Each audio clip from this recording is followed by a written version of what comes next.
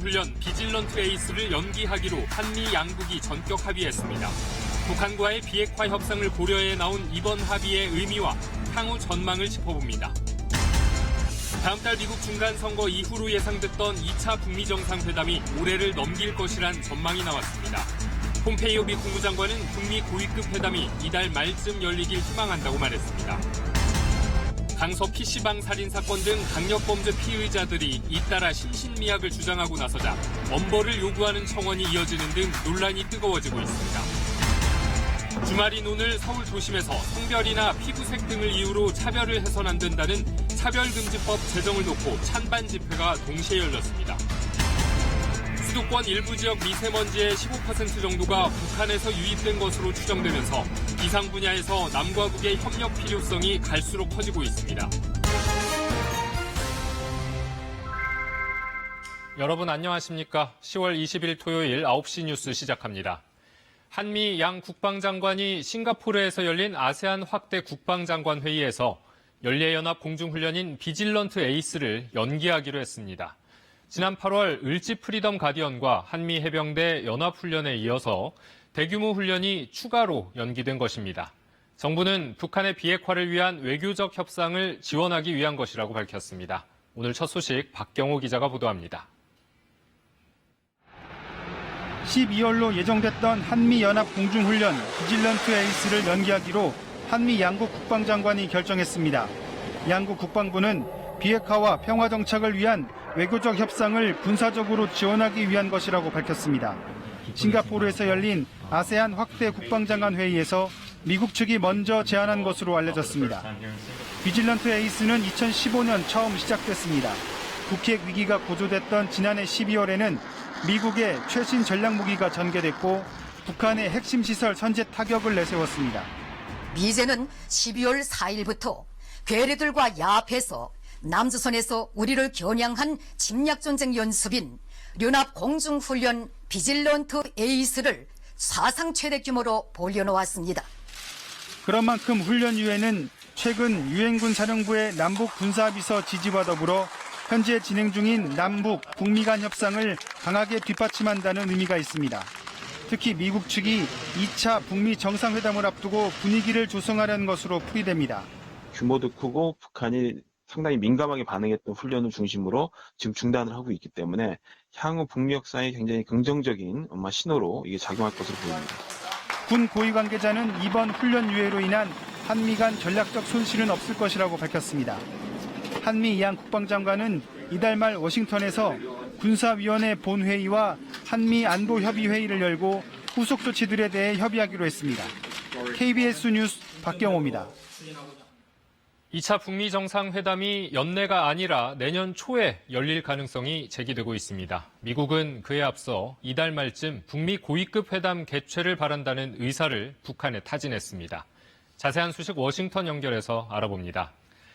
자, 이재원 특파원, 2차 북미 정상회담이 올해를 넘길 수 있다는 언급이 미국 당국자로부터 나왔는데 그렇다면 회담이 지연되는 것으로 봐야 할까요? 아직 단정하기에는 일러 보입니다. 트럼프 미국 대통령이 그동안 그리 머지 않은 시기에 2차 회담을 바란다고 해왔고 폼페이오 미국 국무장관도 오늘 인터뷰에서 회담이 조만간 열릴 거냐는 질문에 그렇다고 답해서 11월 늦어도 연내 개최를 전망하는 전문가들이 많았습니다. 하지만 미국 정부 고위 관계자가 내년 초 이후 개최 가능성을 언급한 건 처음인 만큼 그 배경이 주목되는데요. 미국이 2차 회담 카드는 던져놓고 시기 결정에 뜸을 들이는 분위기인데 비핵화 협상과 연동해서 북의 약속을 받아내기 위한 의도라는 분석이 가능합니다. 또 중간선거 등 미국 내 정치 일정과 의전, 경호 준비 등에 필요한 필수적인 시간 등을 감안한 언급일 수도 있습니다. 다만 북미 정상회담이 내년 초로 미뤄질 경우 정부가 추진하는 연내 종전선언과 남북 경협 일정도 영향을 받을 수 있다는 관측이 나옵니다. 네, 그리고 폼페이오 미 국무장관이 이달 말쯤에 북미 고위급 회담 개최를 바란다고 했는데 이 고위급 회담이 그렇다면 다시 열리게 되는 겁니까? 네, 폼페이오 미 국무장관이 멕시코를 방문 중인데요. 다음 주, 그러니까 이달 말쯤 북한 카운터파트와 고위급 회담을 기대한다고 밝혔습니다. 회담 장소를 여기라고 적시했는데 미국을 의미하는 것으로 보이고요. 북한이 수용할 경우 북한 고위급 인사로 누가 미국을 방문할지도 관심사입니다. 고위급 회담이 열리면 이 자리에서 2차 북미 정상회담의 일정, 의제 등이 확정될 가능성이 있습니다. 이와 관련해 비건 대북정책특별대표와 최선희 외무성 부상간 북미 실무협상이 언제 어디서 열릴지도 주목해서 지켜봐야 할 부분입니다. 지금까지 워싱턴에서 전해드렸습니다. 문재인 대통령은 오늘로 7박 9일 유럽 순방 일정을 모두 마치고 내일 귀국합니다. 교황의 방북 수락을 이끌어내서 한반도 평화 구상은 더 힘을 얻게 됐습니다. 하지만 대북 제재 완화에 대해선 공론화는 했지만 큰 호응을 얻지는 못했다는 평가입니다. 김지선 기자입니다. 이번 순방 마지막 연설을 위해 문재인 대통령이 단상에 올라섭니다. 기후변화 대응과 지속 가능한 발전을 논의하면서도 북한 언급을 빠뜨리지 않았습니다. 북한과 같이 제조업 중심의 성장을 거치지 않은 나라들은 처음부터 경제 성장과 지속 가능한 발전을 동시에 도모하는 곧 귀국길에 오르는 문 대통령이 유럽 순방에서 거둔 최대 성과는 방북 초청에 대한 교황의 긍정 답변입니다. 또 교황은 멈추지 말고 앞으로 나아가라며 한반도 평화 프로세스에 강력한 지지를 보내기도 했습니다.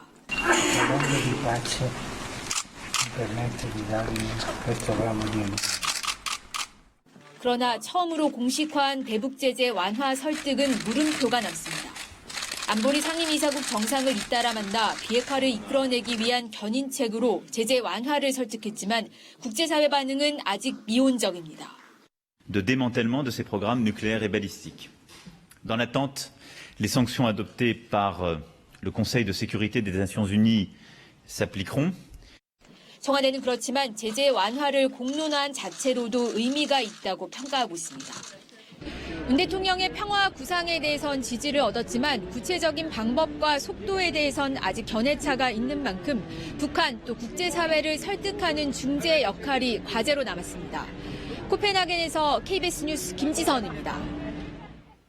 네, 다음 소식입니다. 지난 5월 만취 상태에서 고속도로를 역주행하다가 택시를 들이받아 한 가정의 가장을 숨지게 한 사고가 있었습니다. 가해 차량인 벤츠 운전자에 대한 구속영장이 한 차례 기각됐는데 검찰이 영장을 다시 청구해 사고 5달 만에 구속됐습니다. 지영철 기자가 보도합니다.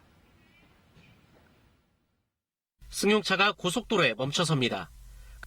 갑자기 유턴을 하더니 반대 방향으로 내달립니다.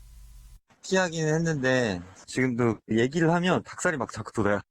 8km를 역주행하다 마주오던 택시를 들이받았고 뒷좌석 승객이 숨졌습니다.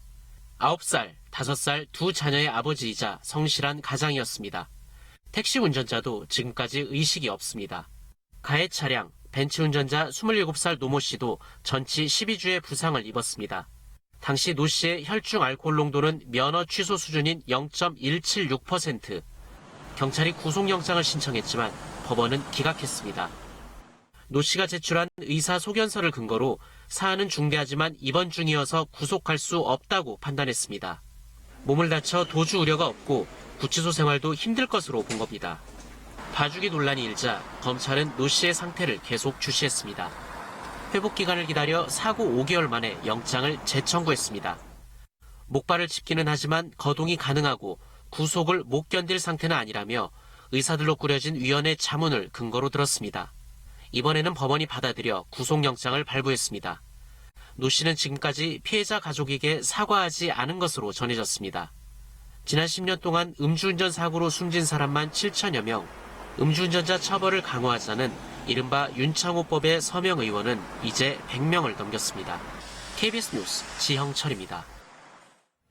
사소한 이유로 20대 초반 청년을 무참히 살해한 강서 PC방 살인 사건. 사건 발생 일주일이 돼가지만 여론은 여전히 들끓고 있습니다. 사건 피의자가 심신미약을 주장한다는 것 때문인데 심신미약 상태에서 범행을 저지를 경우 감형하는 형법 조항을 두고 논란이 뜨겁습니다. 김민정 기자가 취재했습니다. 강서구 PC방 살인 사건, 또 심신미약 피의자입니다. 사흘 만에 청와대 국민청원 70만 명을 넘겼습니다. 처음 본 피해자를 잔인하게 살해한 피의자 김모 씨. 김 씨는 경찰에서 우울증을 앓고 있다고 진술했습니다. 이 사실이 알려지자 더 이상 심신미약 감형은 안 된다는 국민청원이 올라온 겁니다. 그제는 심신미약 피의자에게 살해당한 여성의 아버지가 비슷한 청원을 올렸습니다. 그걸 원하지 않을 것 같아요. 피해자도 가해자가 마땅한 벌을 받아야 된다고 생각을 하기 때문에. 심신미약으로 판정을 받아서 나오면 큰 피해자가 계속 생기기 때문에 PC방 사건 피의자 김 씨는 모레 치료감호소로 보내집니다. 정신감정을 위해서입니다. 재판에 넘겨지면 이 감정을 토대로 법원이 심신미약인지를 판단하게 됩니다. 또 감형 여부도 결정합니다. 현행 형법은 심신장애로 사물을 변별할 능력이나 의사를 결정할 능력이 떨어지는 경우 형을 감경한다고 돼 있습니다. 실제 이 형법 10조 2항에 따라 조두순이나 강남역 살인사건의 피의자 등 강력 범죄자들이 감형을 받기도 했습니다. 책임 능력이 있어야만이 비난 가능성이 있어서 그 사람을 처벌할 수 있다. 형법상의 책임주의를 바탕으로 하고 있는 겁니다. 아직 재판도 시작되지 않은 상태에서 피의자 김 씨가 실제 감형을 받을지는 알 수 없습니다. 인천 초등생 살인사건의 주범도 정신질환을 호소했지만 법원은 받아들이지 않았습니다. 하지만 심신미약을 주장하는 강력 사건이 잇따르면서 관련 법조항을 둘러싼 논란은 더욱 거세질 전망입니다. KBS 뉴스 김민정입니다. 성별이나 피부색, 출신 지역, 학력과 신분 등을 이유로 차별해서는 안 된다. 어찌 보면 당연한 이야기죠. 하지만 이걸 법으로 만드는 건 쉽지가 않았습니다. 이른바 포괄적 차별금지법 제정은 2000년대 초반부터 여러 차례 추진돼 왔는데요.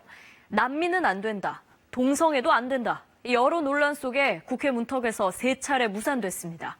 시민단체와 인권위원회가 이번에는 법을 제정해보겠다고 나섰는데요. 오늘 대규모 찬반 집회가 열렸습니다. 정유진 기자가 취재했습니다.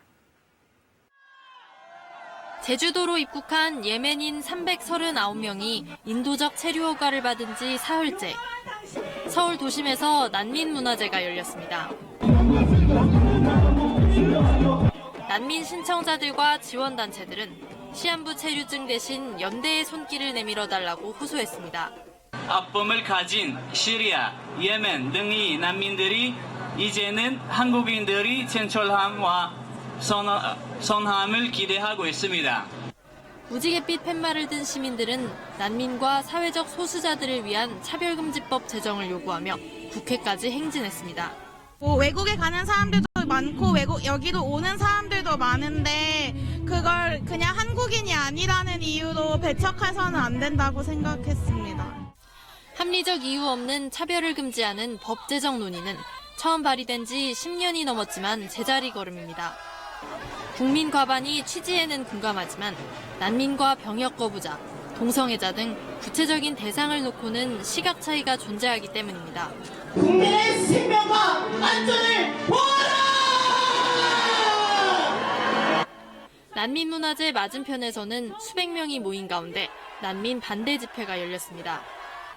예멘인 체류 허가를 철회하라며 국민의 뜻이라고 주장했습니다. 국민이 싫다면 싫은 것이다! 그런데도 국민의 뜻을 혐오하고 가짜 뉴스라고 낙인 찍었으며 국가인권위원회가 지난달 차별금지법 제정에 본격적으로 나서겠다고 밝혔지만 국회 통과까지 넘어야 할 벽은 아직도 많아 보입니다. KBS 뉴스 정유진입니다. 장애와 성차별을 동시에 겪고 있는 사람들, 여성 장애인인데요. 교육을 받는 일, 일자리를 얻는 것, 뭐 하나 쉬운 게 없는데 임금은 남성 장애인의 절반도 안 됩니다. 빈곤의 악순환이 계속되는 그들의 고단한 삶을 김진호 기자가 취재했습니다. 구직 게시판을 물끄러미 바라봅니다. 소아마비를 앓아 지체장애 3급 장애를 가진 이순자 씨입니다. 사과해야고 하는 부분이 있어가지고요. 네. 통합돼야 하고 그런 부분이 있어요. 네. 그래서 남자분들만 뽑아요? 번번이 발길을 돌려야 합니다. 장애인인데다 여성이라는 굴레가 발목을 잡습니다. 낮은 학력도 언제나 걸림돌입니다. 엑셀 같은 거 자격증 써야 되고요. 다.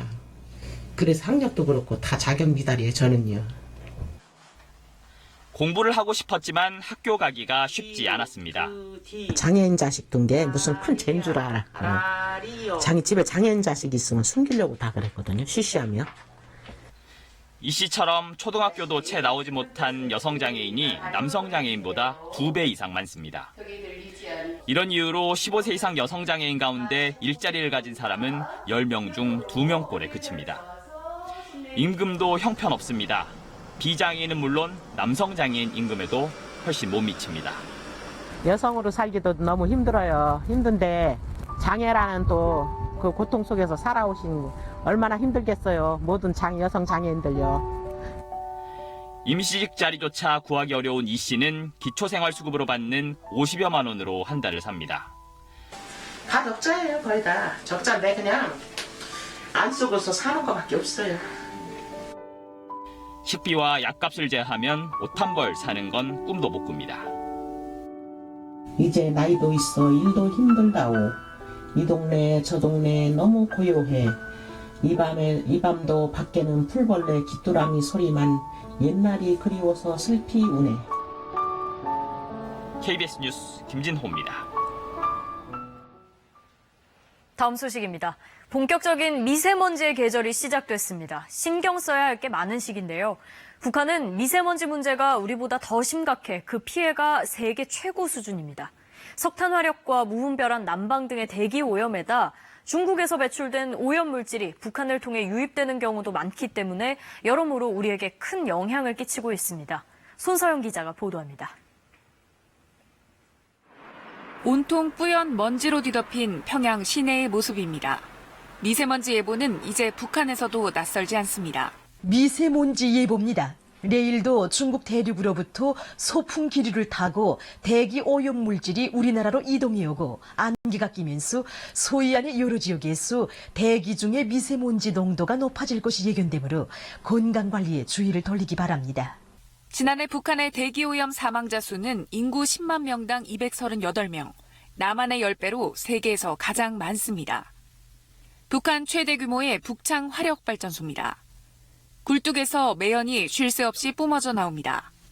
열악한 연료 사정 탓에 주로 갈탄과 나무 등을 땔감으로 쓰면서 대기질은 더 나빠지고 있습니다.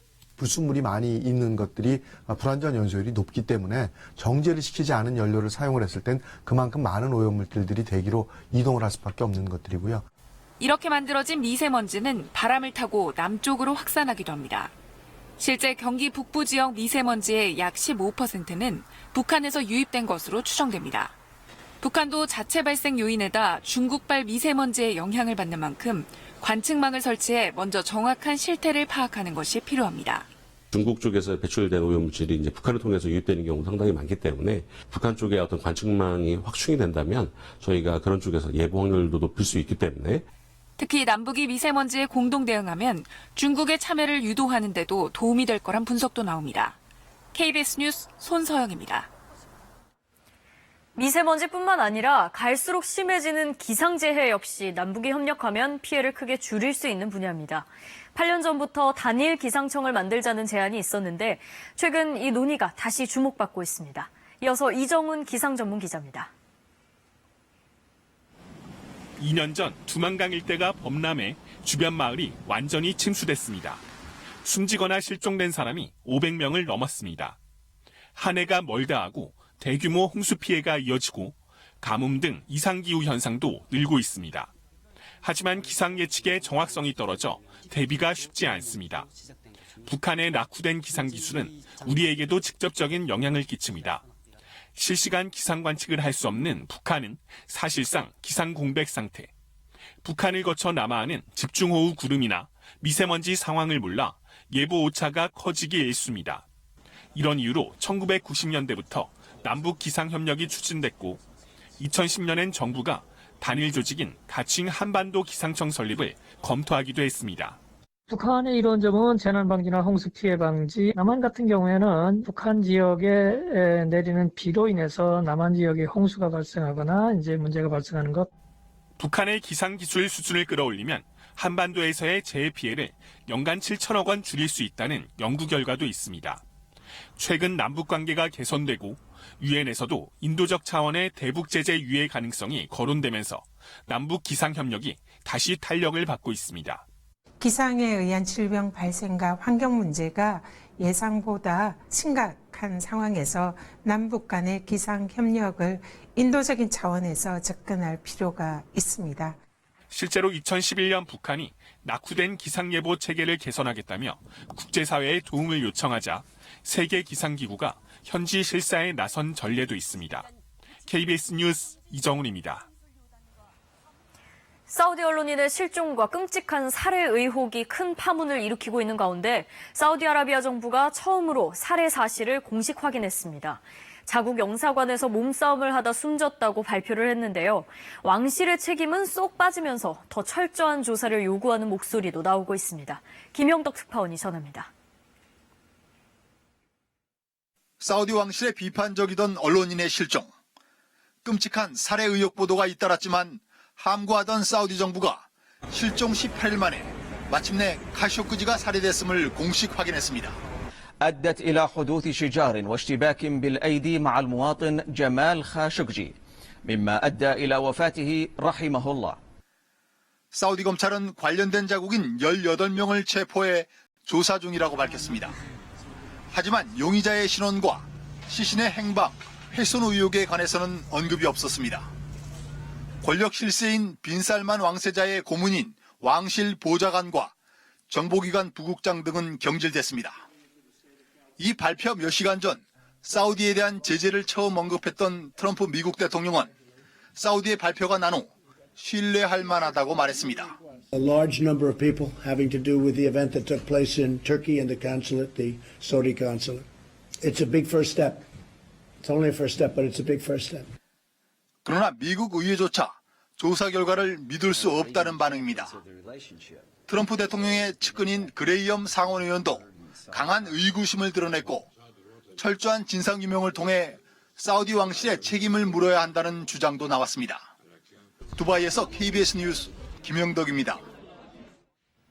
우정사업본부가 집배원들에게 줘야 할 초과 근무 수당을 10억 원 넘게 체불하다가 노조가 문제 제기를 하자 뒤늦게 지급한 것으로 확인됐습니다. 그런데 취재 결과 집배원들의 초과 근무 수당 체불 관행은 여전히 바뀌지 않았고 심지어는 수당을 줄이려고 비정규직을 공무원으로 둔갑시킨 곳도 있었습니다. 김현주 기자가 취재했습니다.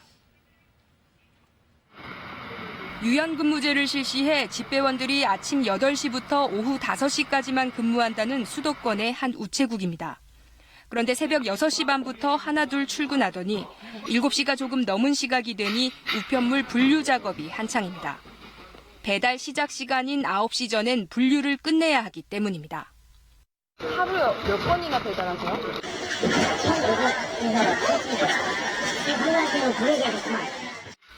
배달을 다 끝내려면 퇴근 시간은 저녁 7시를 넘기기 일쑤지만 초과 수당을 입력하는 컴퓨터엔 수당은 오후 6시까지 1시간만 인정한다는 안내문이 붙습니다.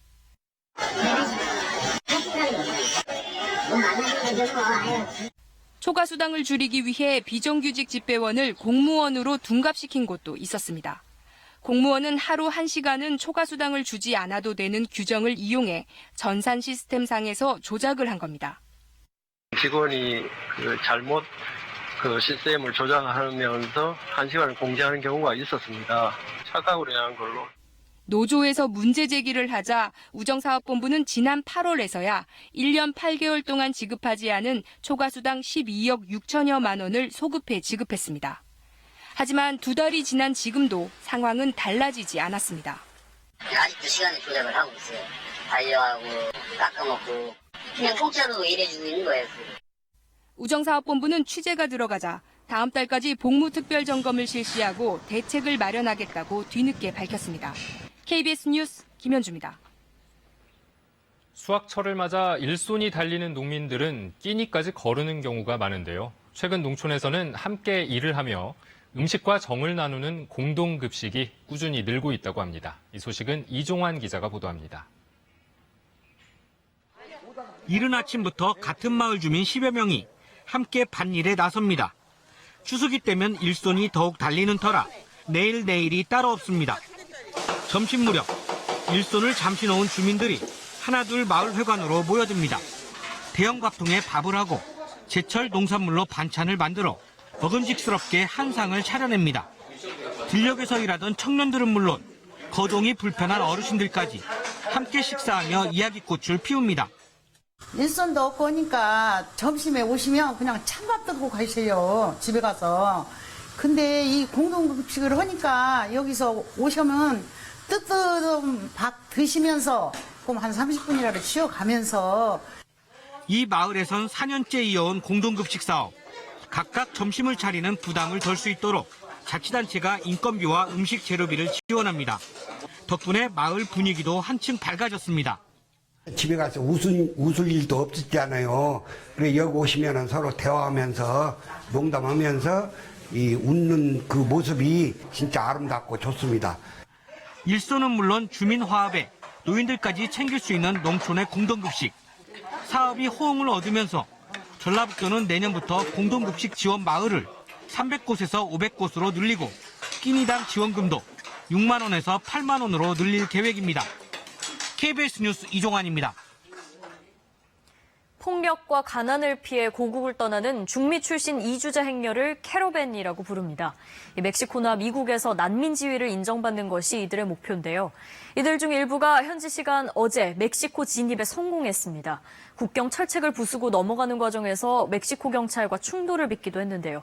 트럼프 대통령은 국경 폐쇄와 군 병력